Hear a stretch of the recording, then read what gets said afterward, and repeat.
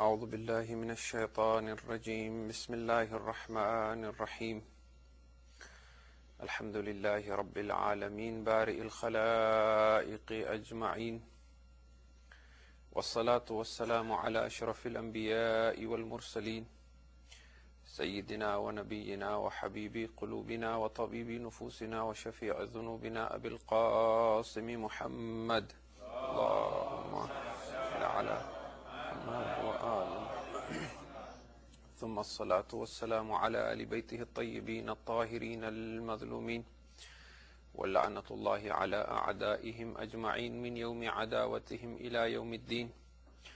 أما بعد، فقد قال الله تبارك وتعالى في كتابه: أعوذ بالله من الشيطان الرجيم فليضحكوا قليلا وليبكوا كثيرا جزاء بما كانوا يكسبون. صلوات على محمد وآل محمد.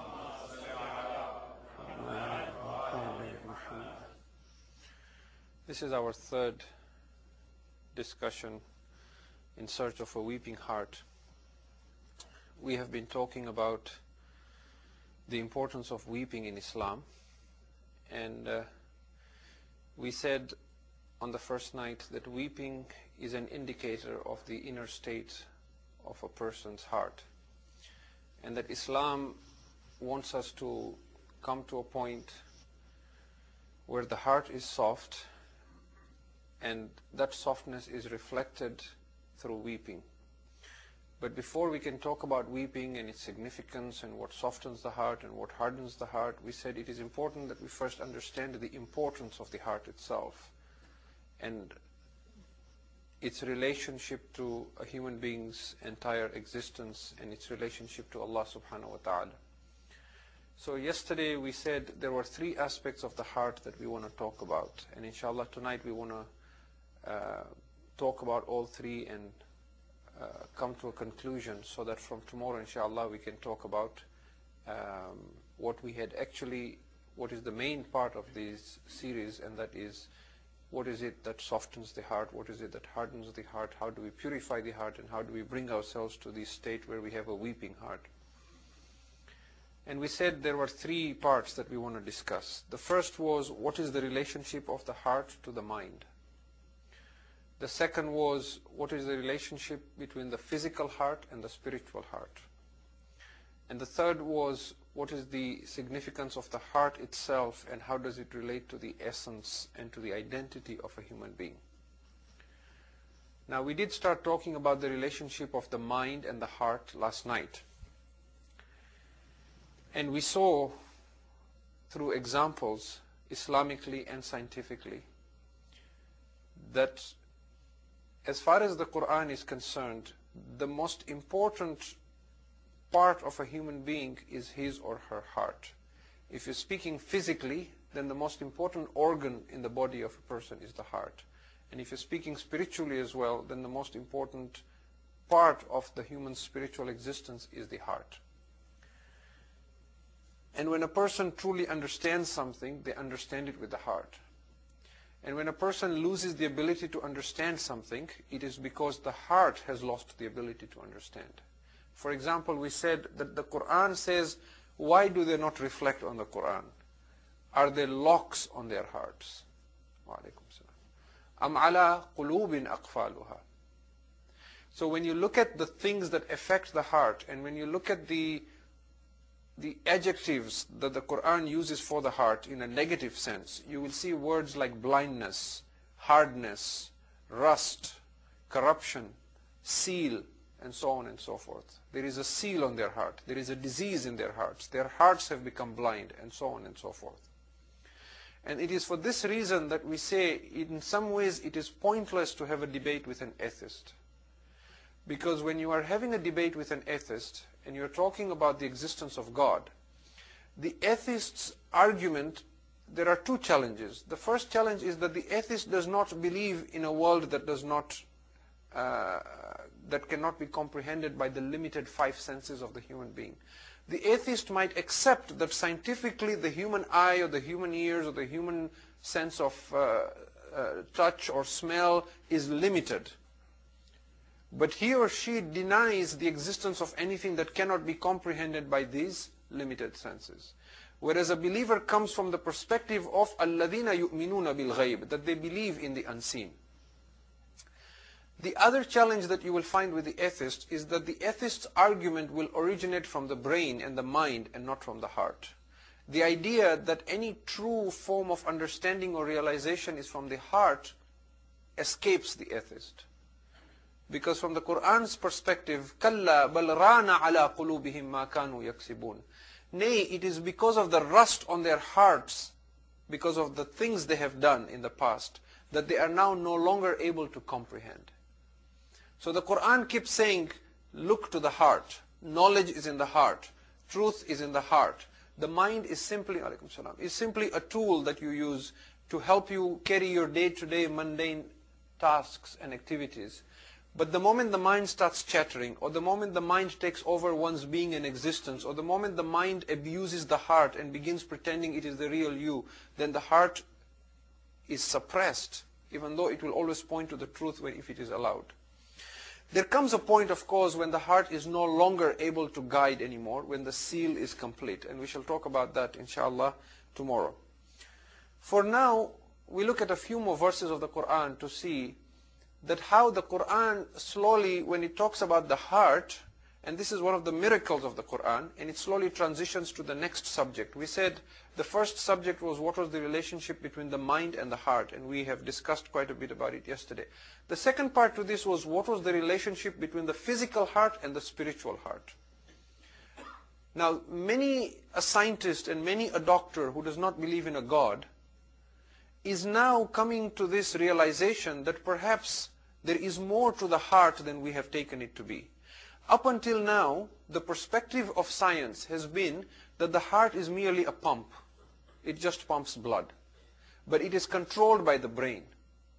Now there is a realization that perhaps in a healthy, balanced human being, it is not the brain that controls the heart, but the heart that controls the mind or the brain.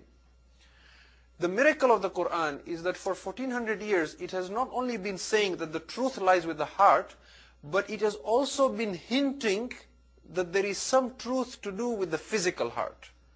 That the physical heart is more than a pump.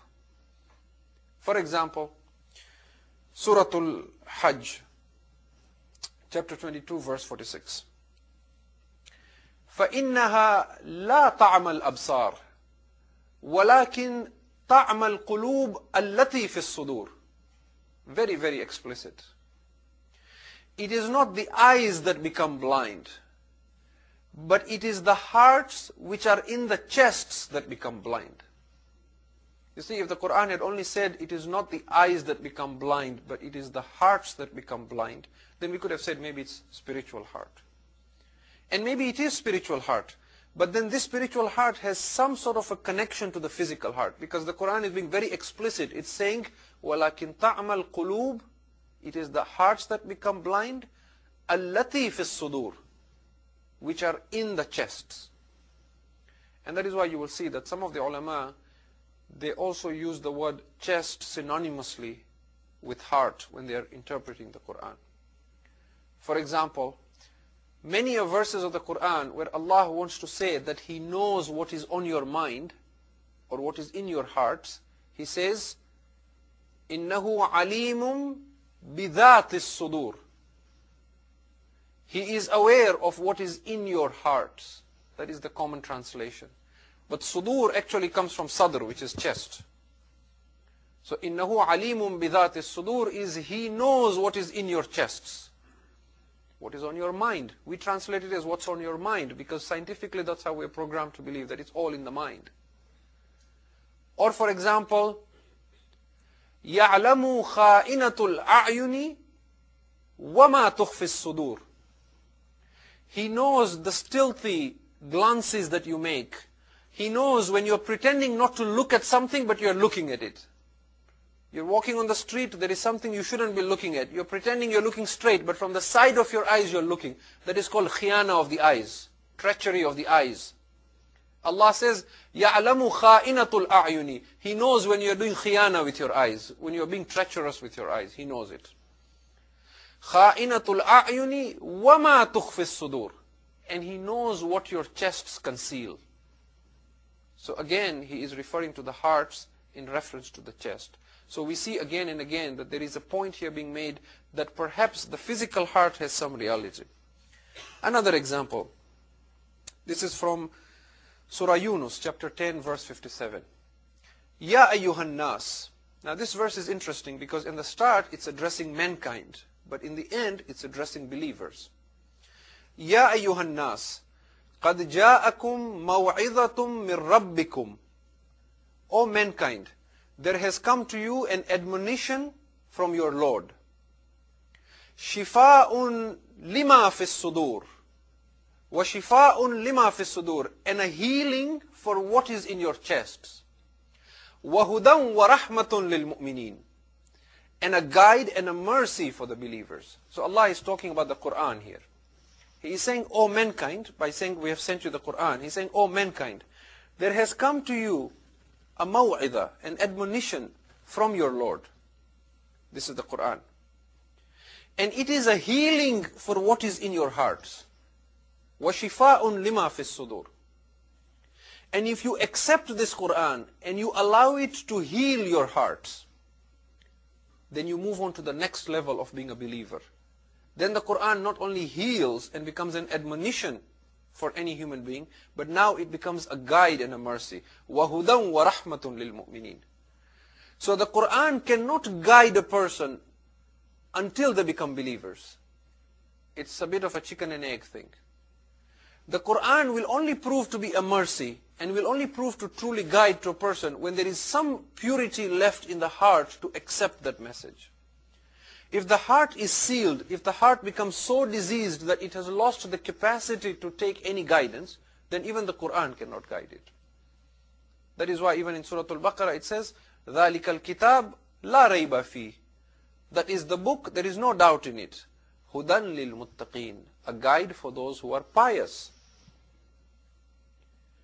So the Quran is again hinting at something very important here. Today when we look at the problems in the world, when we look at the suffering that mankind have, whether it is at an individual level where we suffer from depression or unhappiness or sadness or anxiety or stress, or whether when we look at a problem on a global level, like poverty, for example, or oppression, for example, or terrorism, for example, and we try to find solutions for it, the world is trying to find the solution as a mental solution. They are trying to use the brain to find the problem.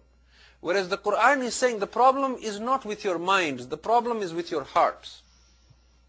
That is where the problem is. We think we can fix things either with money or with intelligence of the mind. Whereas Allah is saying, unless you change people's hearts, you will not be able to change anything. That is why when Rasulullah sallallahu alayhi wa sallam, Allahumma salli ala Muhammad wa ala Muhammad, when he came to the Arabs who were idol worshippers and who were oppressive and who were burying their own children alive, he first had to change their hearts. He was sent to purify them and then to teach them the book. يُزَكِّيهِمْ وَيُعَلِّمُهُمُ الْكِتَابَ وَالْحِكْمَةِ. There is another verse of Quran where the Prophet Ibrahim is praying for our Prophet.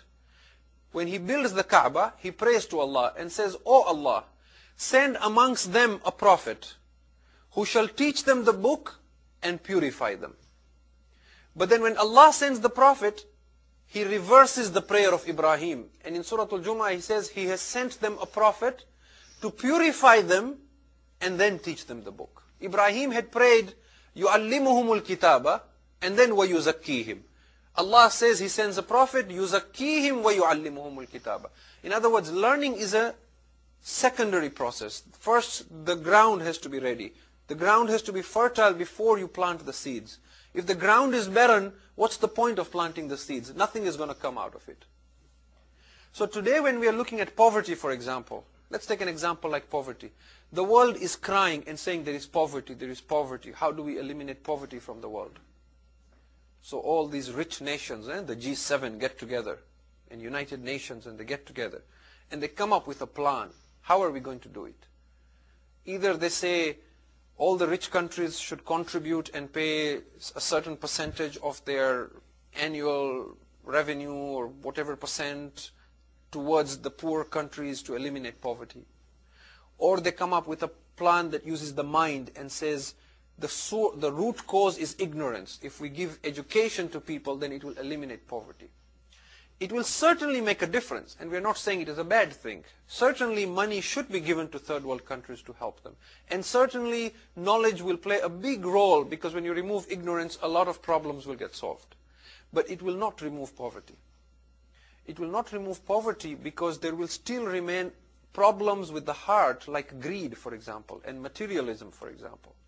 So as long as there is somebody who is greedy and who is materialistic and who believes that him or she must benefit and enjoy life to its fullest, even if it means denying somebody else of their right, as long as somebody else is taking what belongs to somebody else, you will not eliminate poverty.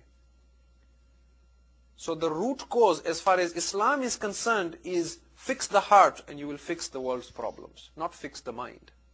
And that is why the Quran says, قَدْ جَاءَكُمْ مَوْعِظَةٌ مِّن رَبِّكُمْ, an admonition has come to you from your Lord. شِفَاءٌ لِمَا فِي الصُّدُورِ, it is a healing for that which is in the chests. It is a healing for your hearts. Otherwise Allah would have said, it is a healing for your minds. It is a healing for that which is in your skull. He says, no, it is a healing for that which is in your chest. That is the purpose of the Quran. That is actually the purpose why Allah sent Anbiya and Mursaleen and Imams and Awsiya. We may come up with many, many different why Allah sent the Prophets and why He sent Imams and what was the role of Imam Ali and so.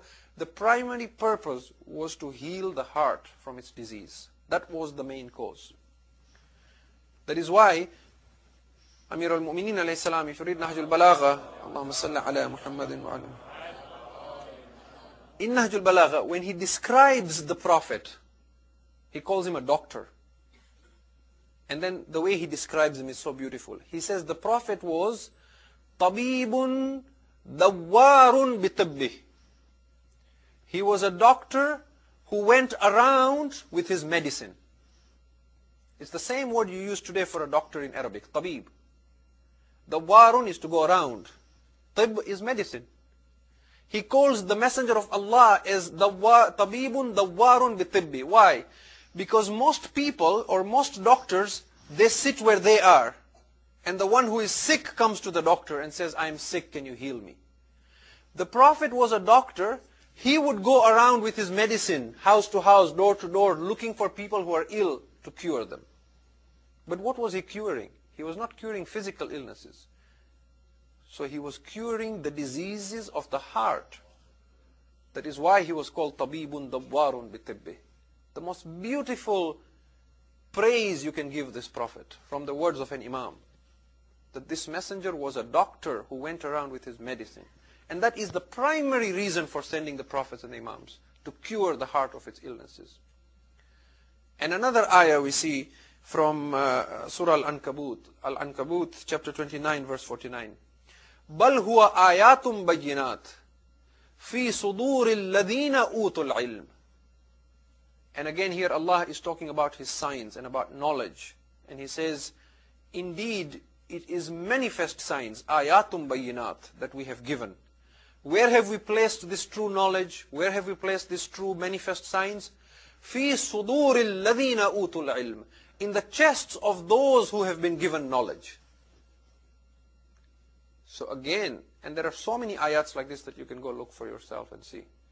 Allah does not say that these are our manifest signs that we have placed in the minds of those who have been given knowledge. He says we've placed it in the chests of those who have been given knowledge.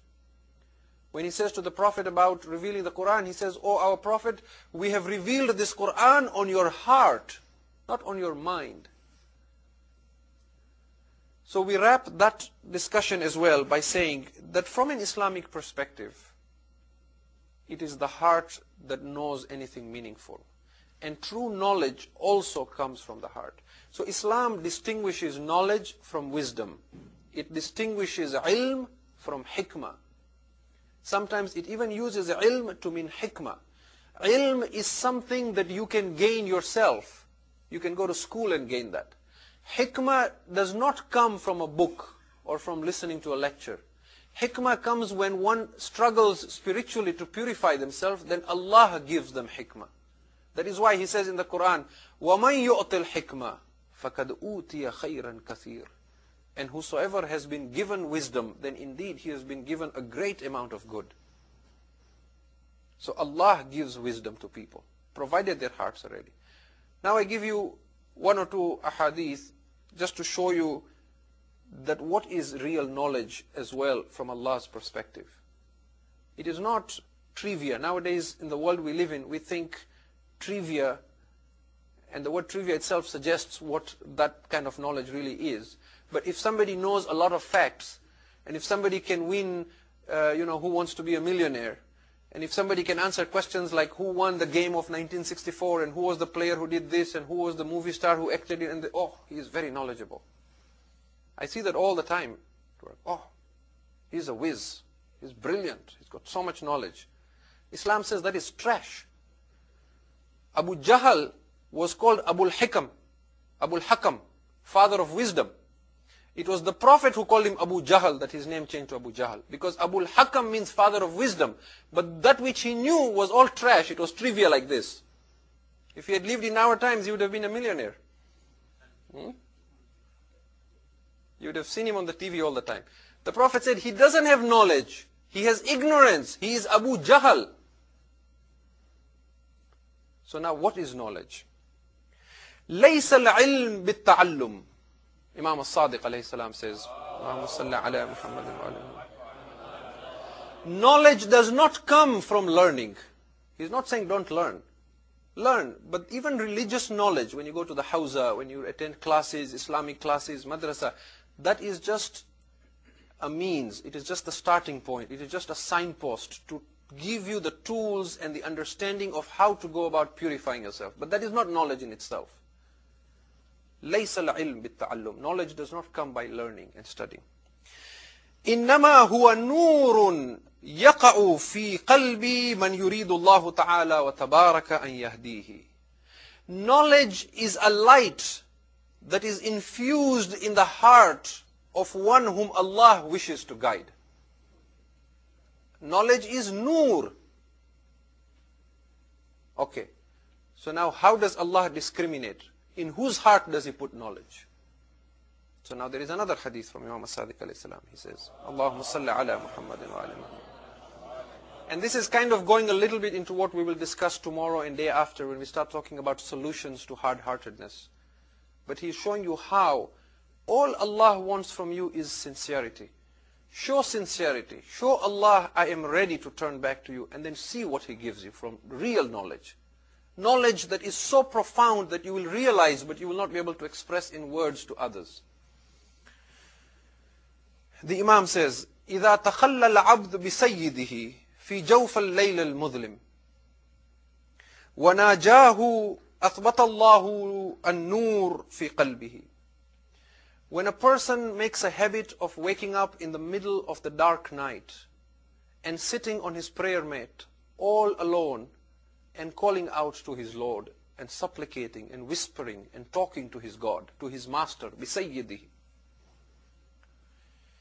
أَثْبَتَ اللَّهُ النُّورِ فِي قَلْبِهِ. Allah establishes the light in his heart. That is why, just to digress here, somebody asked Imam al-Sadiq alayhi salam, he says, why is it, Allahumma salli ala Muhammad, he said, why is it that people who pray Salatul Layl regularly, there is a light in their face that we notice? And the Imam says that is because while they are praying in the darkness of the night, the nur of Allah is shining on them constantly. There is an after effect of that for those who perceive it. So Allah establishes the nur in the heart of such a person. And then he says, فَإِذَا قَالَ يَا رَبِّي يَا رَبِّي يَا رَبِّي يَا رَبِّي. And then when this person in the darkness of the night, sitting all by himself on the prayer mat, alone with his Lord, worshipping and supplicating to Him, and Allah has established light in his heart, when he begins to call out to his Lord and saying, my Lord, my Lord, my Lord, Ya Rabbi, Ya Rabbi, Ya Rabbi, then Allah responds, Al-Jalil Jalla Jalalahu, the magnificent Lord of the universe, the King of Kings, begins speaking to him. He says to him, Labbaik Abdi, I am here, my servant. Salni a'tayk wa tawakkal alayya akfik. Ask me what you want, I shall give you. And place your trust in no one but me, and I shall suffice for you in all your affairs. So Allah establishes knowledge in the hearts of those who purify their hearts. You start, you take a step, and then Allah takes 10 steps towards you. You walk towards Allah, then He comes running towards you. Do not worry about somebody else having more knowledge than you. Allah can give you knowledge from where you never imagined. وَمَنْ يَتَوَكَّلْ عَلَى اللَّهِ فَهُوَ حَسْبُهُ. Allah says in the Quran, whosoever places his trust in Allah, then He suffices for him. وَيَرْزُقُهُ مِنْ حَيْثُ لَا يَحْتَسِبُ. And He shall sustain him and feed him from a source he never imagined. This rizq that Allah gives a person is not just food. When we hear rizq, we think food and water. Rizq is also knowledge.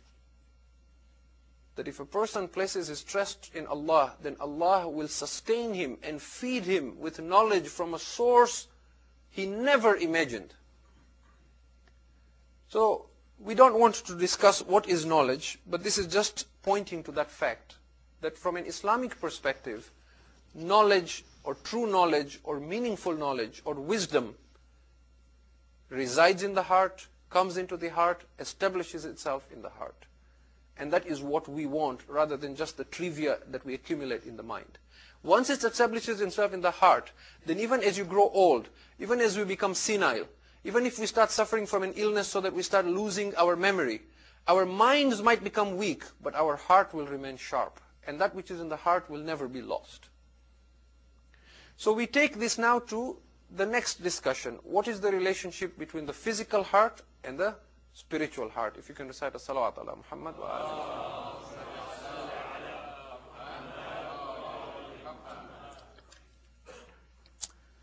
Now, again, we have mentioned a couple of things here already, that the physical heart and the spiritual heart seems to have some connection, and that the miracle of the Quran is that it says it is not the eyes that become blind, but it is the hearts which are in the chest that become blind. It appears from hadith, when we read hadith, it appears that the soul of a person is in the same form as their physical body. Unless the person commits sins or commits such acts that the soul becomes deformed, if the soul is kept with a certain amount of decent purity, when the soul separates from the body, according to Imam as-Sadiq alayhi salam, if you were to see the soul of a person, you would recognize who the person is. So the soul is not a small, subtle, invisible thing that looks like a small cloud or something like that, or a little piece of jelly. The soul is actually like the complete form of a human being, and it resides in the body. But it appears as if the connection between the soul and the body is on the heart, and that the spiritual heart and the physical heart is where it is most attached. And that is why when the soul leaves the body, there are impressions and certain amount of knowledge and wisdom that is left with the physical heart. And we gave an example yesterday, and there are many others that you can go read up on, that even when the heart is transplanted to another human being, if the person who receives the transplant is very sensitive, they can extract some of that memory and some of that knowledge and some of that ideas and likes and dislikes that have been embedded in the physical heart. What actually, from an Islamic perspective, that actually resides with the spiritual body, with the soul, because that is what comes out of the body. And again, from an Islamic perspective, when you read the Quran, you see that Allah says that death and sleep is one and the same thing. We're all afraid of dying. But the truth of the matter is, we all die at night. And tonight also, when you go to sleep, you will die. You will die exactly the way you die when the final death comes to us. That is from the Quran's perspective. The only difference is that Allah says that for some people, we return their souls back into their bodies. And for some, we don't. So, there is the idea in the Quran that the soul does leave the body. However, again, from a hadith perspective, even when the soul leaves the body, if it isn't the final departure, there is a connection left between the soul and the body.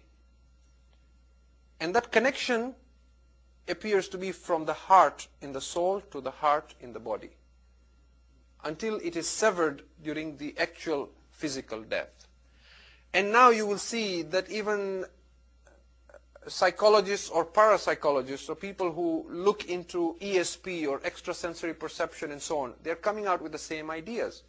For example, when they're doing research on something called astral projection, where people claim to have traveled or been to places in their sleep, and they have tried to do experiments with this in a controlled lab environment, where they would place something in another room, and they would ask somebody to sleep in another room, and they would ask him to astrally project himself and travel to the other room and come back and say what has been placed in that room. And they have come back and accurately said that I was able to go to this place and see this, and come back.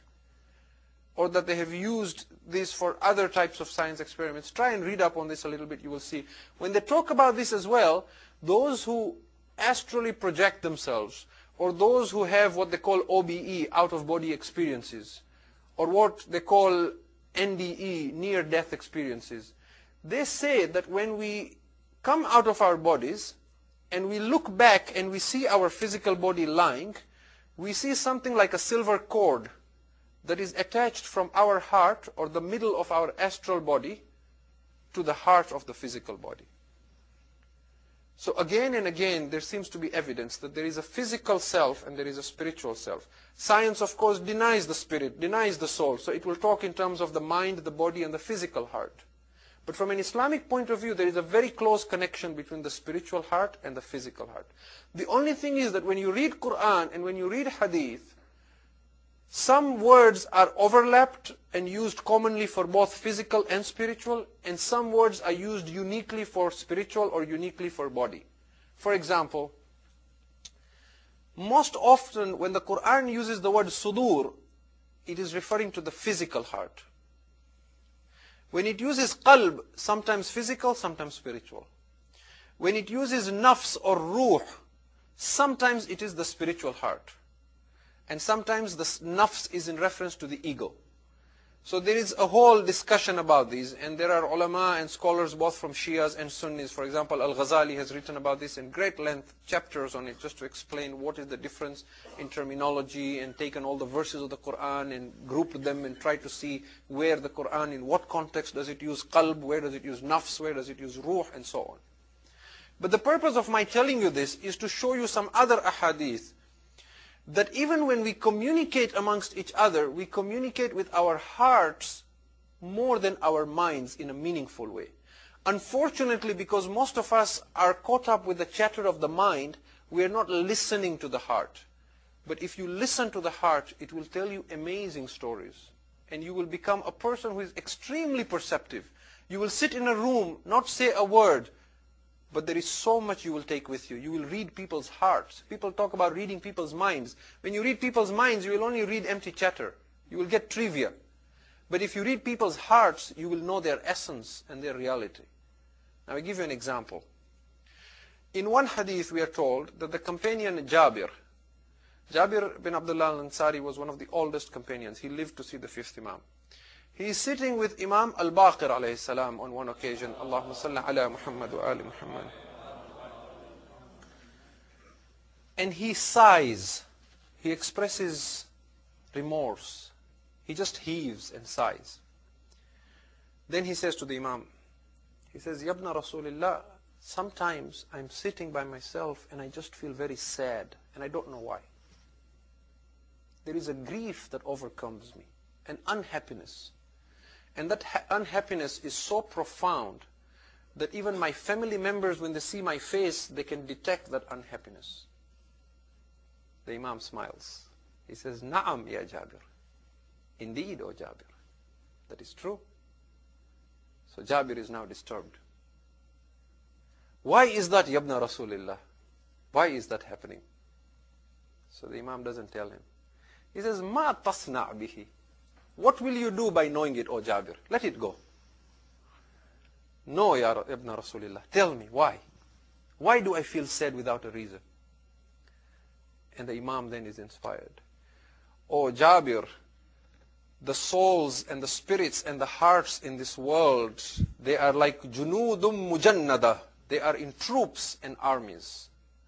They are in groups and in batches, just like horses that get together and move together. O Jabir, the souls and the hearts of the believers are like one body.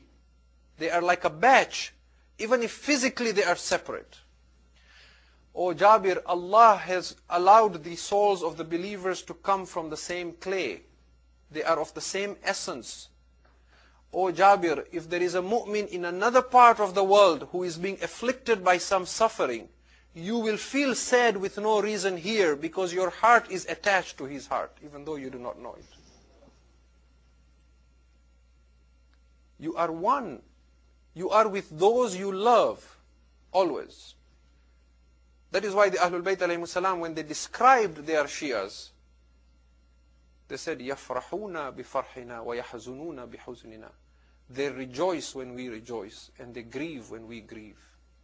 They are not saying that this is something you plan, that you say, tonight is the wafat of an imam, so I will feel sad. Or tonight is the wiladat of an imam, so I will feel happy. No. You will feel a grief that will overcome you. Ask the mu'mineen, they will tell you, how many people on the day of Ashura, they feel ill, they feel headaches, they feel feverish, they feel weak, they feel sad. It is not just physical exhaustion. It is that attachment to Aba Abdullah al-Hussein. You are with those you love. That is why I said to you, a couple of nights ago, I said that at the Jaffer Islamic Center actually, that a believer has no choice but to love Ali. You cannot despise Ali even if he strikes your nose off and mutilates your body. And a hypocrite cannot love Ali even if he gives him the world and all it contains. There is another hadith from Imam Ja'far as-Sadiq salawatullahi wa salamu alayhi. Allahumma salli ala Muhammad wa ali Muhammad. He says, the hearts of the believers are like beacons. They call out to each other. They attract each other. وَلَوْ جَاءَ الْمُؤْمِنُ إِلَى الْمَسْجِدِ وَفِيهِ أُنَاسٌ كَثِيرٌ وَلَيْسَ فِيهِمْ مُؤْمِنٌ إِلَّا وَاحِدٌ لَمَالَتْ رُوحُهُ إِلَى ذَلِكَ الْمُؤْمِنِ حَتَّى يَجْلِسُ إِلَيْهِ. If a believer enters a mosque, and the mosque is filled with people, and there is no other mu'min in that mosque except one mu'min, that mu'min who comes in, his heart and his spirit will attract the other heart and spirit until he goes and sits beside him. And you can experiment with this. You can't experiment it here. It won't work. For two reasons. One is because, mashallah, there is too many mu'mineen. We are all one, mashallah. So you will not see a difference. Whoever you sit beside, you will see a fellow brother, a fellow believer. The other issue is that here the quality of course, unasun kathir doesn't apply. But nonetheless, because this is a place where there is a community that attends regularly, people have come to take certain places where they normally sit. So people will go sit where they usually sit. But try and experiment with this when you are somewhere else completely. For example, when you go for Hajj. When you go for Hajj, when you go to the Kaaba, Masjidul Haram or Masjid Nabawi, try this. You will enter in and there are thousands of people. Don't plan and say, where is somebody who looks like one of us? Just go in where your heart takes you. See where you sit. And then look around. You will see. It always works. So our hearts communicate a lot more than we think. And yesterday I talked about a book called The Heart's Code by a doctor called Dr. Paul Pearsall.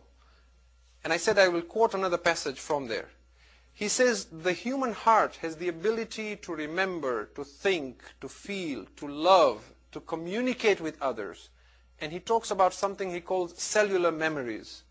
He says it is able to retain that information which makes up the essence of the person.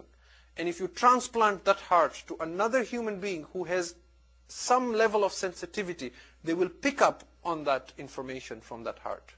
Now, There was something else he talks about. He actually at one point says, up until now we have not believed in the existence of a soul. But if there is a soul in human beings, then it must for sure reside in the heart. And he asks certain questions. People will tell you that if somebody has an open heart surgery, it affects their memory. You may have heard of this. I ask, they are opening their heart, they're not opening their brain. If knowledge and memory only resides in the brain, why does an open heart surgery affect the memory? You tell me. So now, there is a passage that I want to quote very quickly. And just because I don't want to carry this book with me every day. He challenges doctors and scientists and cardiologists on a point to do with the heart and how it beats. He says, beyond the current medical science's basic and clinical understanding of ECGs and MCGs, which are electrocardiograms and magnetocardiograms, medical science has been afraid to take the logic of the known physics of ECGs and MCGs to their inevitable conclusion. ECGs and MCGs are measured outside the body. This means that the heart's biophysical energy and information travels throughout the body and reaches the outside of the skin. Heart sounds, another source of energy and information, also travels through the fluid and makes their way to the outside of the skin. Now, what happens to all this measurable energy and information once it reaches the skin? Does it simply stop? Does it disappear? Is it being ignored? Or is it being forgotten? So what he is saying is that your heart is constantly beating. And in doing so, it is producing some energy and a sound wave. When they put you on this ECG machine, or when the doctor is listening to your heartbeat, it is quite loud. Right now, when you're sitting here, your heart is still beating. And as it beats, you could be compared to a lighthouse that has a beacon inside, and that beacon is constantly beating and making a sound. When it makes that sound, and it creates that wave and that energy, it travels through the fluids in your body, it travels through the inside of your skin, and it comes to the surface of your body. When they put a machine, they're picking up those signals. But right now, when you're not on that machine, where are those signals going? In other words, you think you're not doing anything. But even now, there are signals you are giving out like a lighthouse. There is something that you're constantly emanating and emitting. We are not sensitive enough to know and pick up on what you are emitting. But there is something you're giving out right now. Where is that going? He's asking. He says, use physics to say, where is that going? Simple physics tells us that energy and information leave the body and go out into space. It reaches our loved ones, our pets, our plants. It extends to the sky, and yes, logically, the electromagnetic fields expands into the vacuum of space at the speed of light, which is 186,000 miles per second. And that is why you will hear people saying that animals can detect vibes from you. There are people who, when they enter the room, they light up the whole room. They might be a very old person, your grandmother, your grandfather, 90 years old. They come in, the whole room lights up. There are people who, when they're near babies, if the baby is crying, they calm down because they have these vibes they give out. They are so calm and tranquil, they calm others. There are people who are so agitated or temperamental. When they come in, they agitate others. So there are things that we are constantly giving out. But he says this doesn't stop with your animals and plants and other loved ones. It goes out into the space at the speed of light. Through the signal strength, though the signal strength will obviously be very thin, each second after our heart's beat, our individual heart's cord has expanded and traveled 186,000 miles into space. Like star cords whose energy and information travels through space forever, and we are made of matter, energy, and information derived from the ancient stars, so too logically does our heart's cord, the largest source of biophysical energy in the body, travel in space forever. So for example, when you look at the heavens, because light travels at the speed of 186,000 miles a second, or what we call light year. What is a light year? A light year is, if light travels at the speed of 186,000 miles per second, the distance that it would cover in 1 year is called a light year. So if you take something traveling at 186,000 miles a second, the distance it will cover after 1 year of traveling at that speed every second is 1 light year. Now there are stars that are billions of light years from us. So in theory, what scientists say is, some of the stars that we see twinkling, they no longer exist. They exploded a long time back and disappeared. But the light that left their body is still traveling. And there is light that we will continue seeing for the next 20, 100, 1,000 years because it still hasn't reached us. But the star or the source doesn't remain anymore. So you are giving out some energy which is traveling all the way into space from a physics point of view, and it will continue traveling until the day of judgment. You might die physically, but the emanation and the energy you give out will continue existing in space. If Allah can create you from nothing, do you think He cannot bring you from that? So now, he says, on our first hearing, this may sound fantastic if not outlandish. However, the same was once said about the earth being round. And he talks about all that. But the point that I want to share with you here is that he says,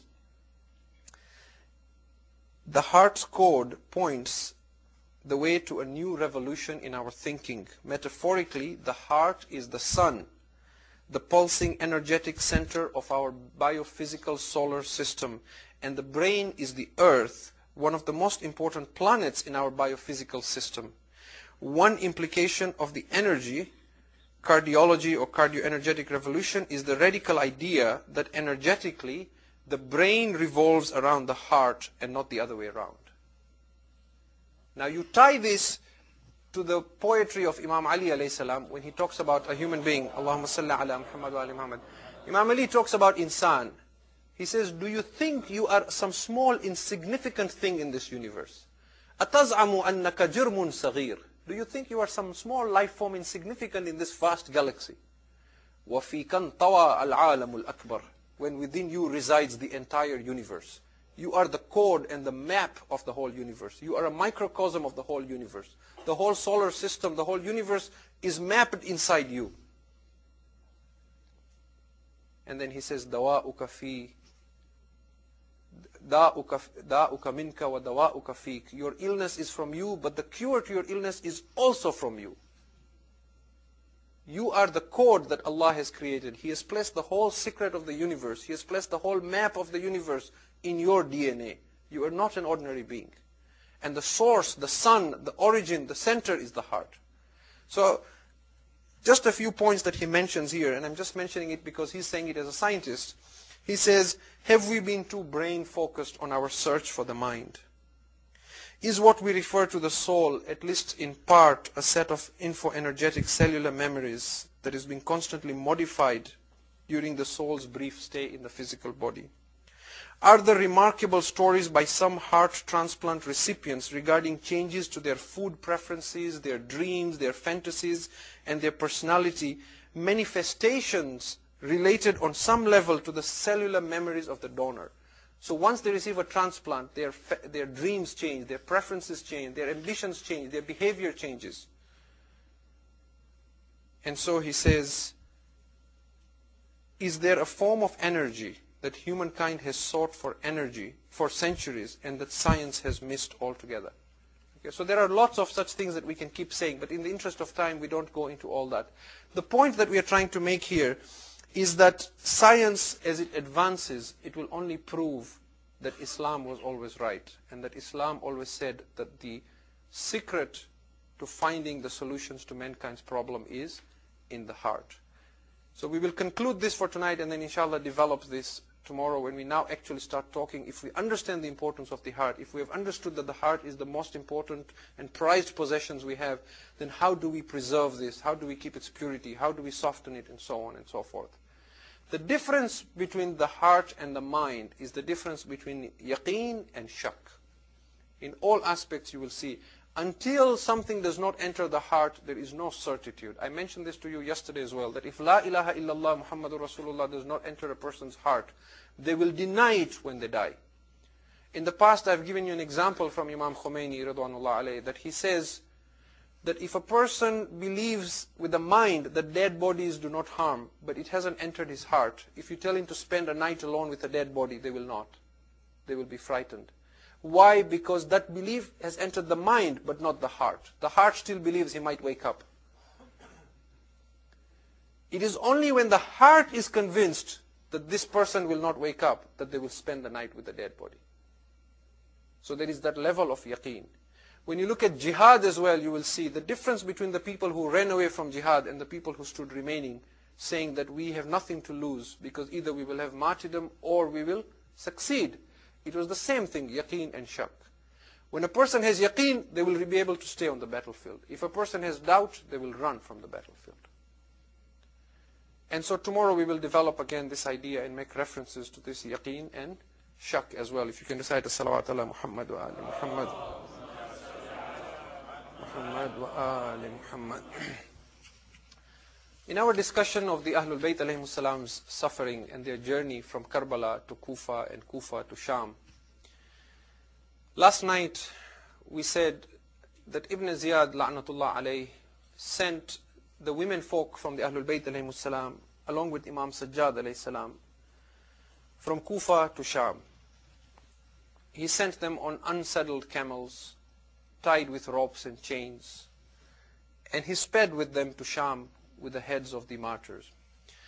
When they were brought to Sham, because the people of Damascus were kept in ignorance from the time of Muawiyah, and they were not aware of who the Ahlul Bayt were, their response was different from those of the people of Kufa.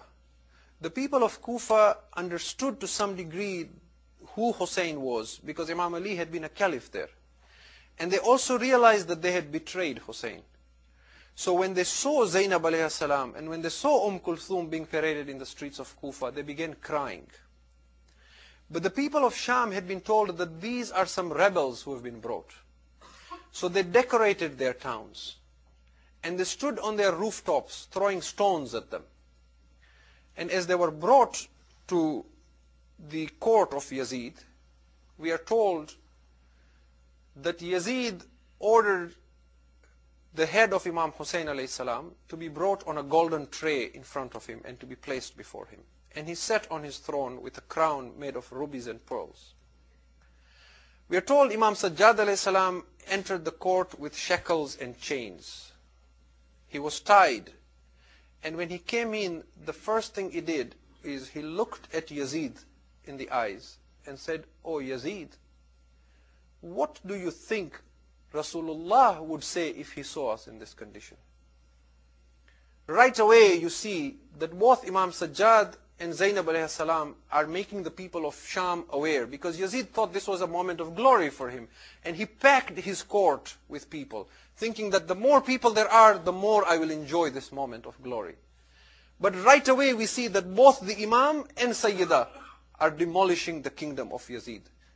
First the Imam says to him, "What do you think Rasulullah would say?" So he's already informing the people in the darbar of Yazid that recognize who we are.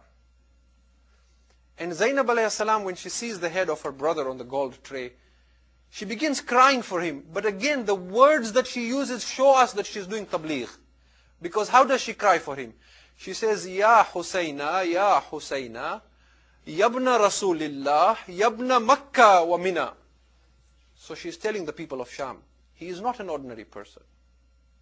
Then she says, "Ya Husayna, Yabna Fatimat al-Zahra, Yabna bint al-Mustafa."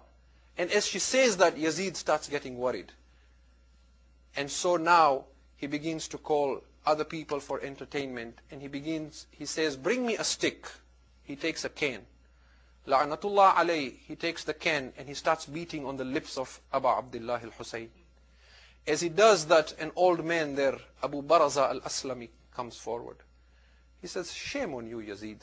By Allah, I have seen Rasulullah kiss these lips when he was a young boy. I have seen the messenger of God kissing these lips and saying, 'Oh Hussein, anta sayyidu shababi ahl al-Jannah. You are a master of the people of Jannah. Have you no shame?'" Yazid is drunk and intoxicated with power. He says, "This man is rambling, throw him out." Now the slaves begin standing up for Hussein, because now there is awareness being created little by little. And we are told a slave girl stands in the court of Yazid. She says, "Oh Yazid, you cannot see what I can see. Oh Yazid, I was asleep a little while ago. I saw a door opening up in the heavens. I saw a ladder of light coming from that. I saw a man come down from the ladder. The man was saying, oh my father Adam, descend. Oh my father Ibrahim, descend. Oh my brother Musa, descend. Oh my brother Isa, descend." And a voice called out and said, "This is Rasulullah himself." Then I saw a lady coming down from this ladder. Her hair was disheveled. She was crying loudly. She was saying, "Oh my mother Hawa, descend. Oh Sarah, descend. Oh Maryam, descend. Oh my mother Khadija, descend." And a voice said, "This is Fatima to Zahra, the mother of Hussein." Then the slave girl says, "Oh Yazid." Then I saw Fatima Zahra saying to her father, "Ya Rasulullah, look at what your ummah has done to my Hussein." Rasulullah began crying. Then Rasulullah turned to the Anbiya and said, "Oh Ibrahim, look at what the oppressors have done to my Hussein. Oh Adam, look at what they have done to my Hussein. Oh Yazid, by Allah, I saw 8,000 angels descend with fire. They covered you with the fire. Oh Yazid, I can see you crying, saying, the fire, how can I escape from the fire? You do not know, oh Yazid, but you are already burning in the fire." Yazid says, "This woman wishes to disgrace me. Throw her out of here." He says, "Behead her." And the slave girl is beheaded as well. Now Yazid begins playing with chess and drinking wine. He lets wine be distributed in the court of his majlis. He says to the people, "Drink, drink today. We celebrate the killing of Hussein. I have avenged my fathers in Badr." He begins to recite his own poetry. He says, "Layta ashiyakhi bi badrin shahidu."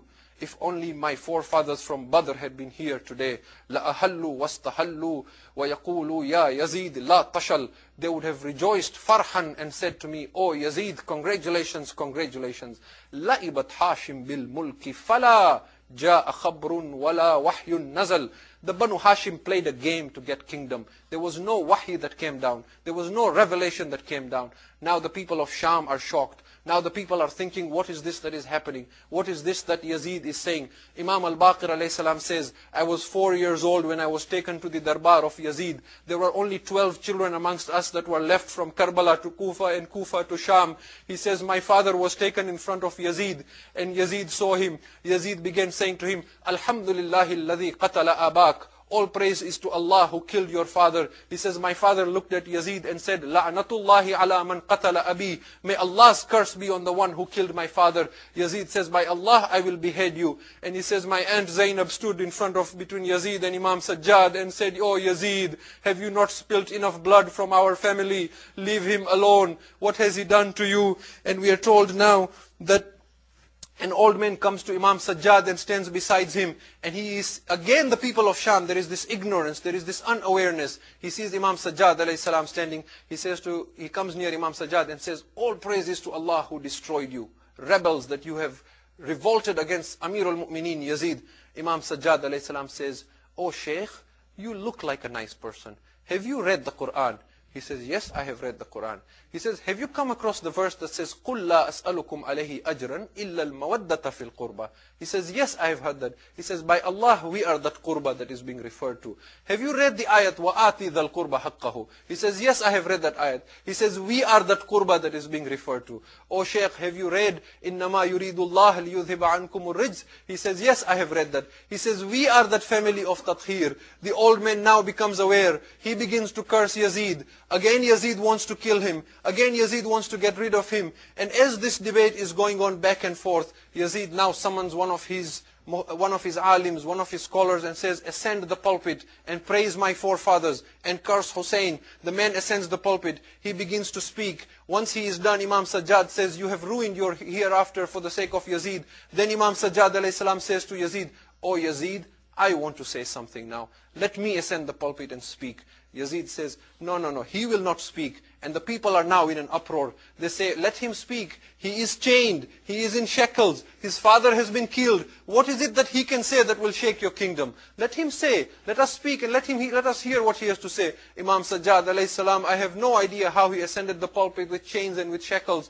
But he ascends to the top of the pulpit. He begins praising Allah. He begins praising the Prophet. Then he begins to say, Man arafani faqad arafani, wa man lam ya'arifani fa'unabbi'uhu hasabi wa nasabi. Whoever knows me, knows me. Whosoever does not know me, let him know me. Ana ibn Makkah wa Mina. I am the son of Makkah and Mina. Ana ibn Safa wa Zamzam. I am the son of Safa and Zamzam. I am the son of Rasulullah. O people, have you not heard of Ali ibn Abi Talib? O people, have you not heard of Fatimatul Zahra? I am the son of Fatimatul Zahra. I am the son of the master of paradise. And then he says, Ana ibn man qutila atshanan. I am the son of he who was killed thirsty. I am the son of he who was tortured and killed bit by bit while his children were killed before him. He begins to praise Imam Hussein. He begins to say, now the hadith, now the mu'arrikhin said, فَلَمْ يَزَلْ يَقُلْ أَنَا حَتَّى ضَجَّ النَّاسُ بِالْبُكَى وَالنَّحِيبِ. He did not stop saying, Ana, I am the son of so and so, I am the son of so, until the whole majlis began crying,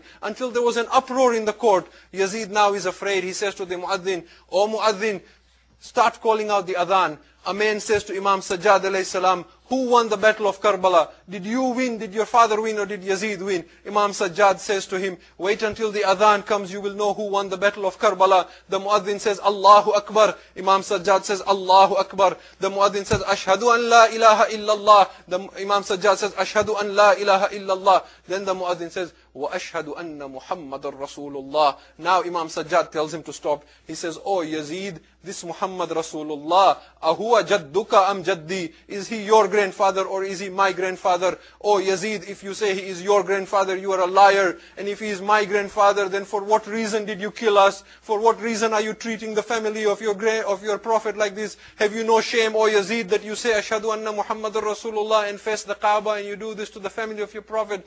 The whole city was in an uproar. The people of Syria began revolting. Yazid now does not know what to do. He says, take them away to prison. Now the prisoners are taken away. But as they are taken, Yazid says, take them through the neighborhood of the Jews and the Christians so that people may not be able to support them and take them. And here we are told that Yazid sent a messenger ahead to say to those neighborhood, O people of this neighborhood, these prisoners who are coming are the children of those who killed your forefathers in Khaybar and Khandak.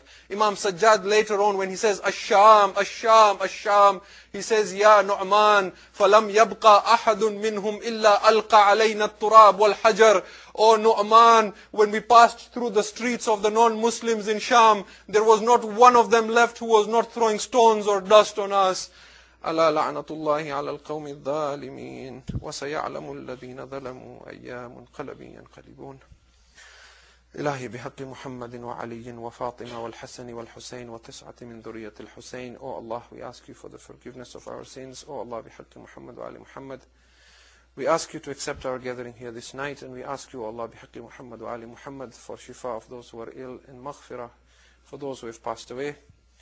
بحق محمد وعلي محمد, we ask you to hasten the appearance of our Imam and make us of his ashab and ansar. ربنا تقبل منا إنك أنت السميع العليم.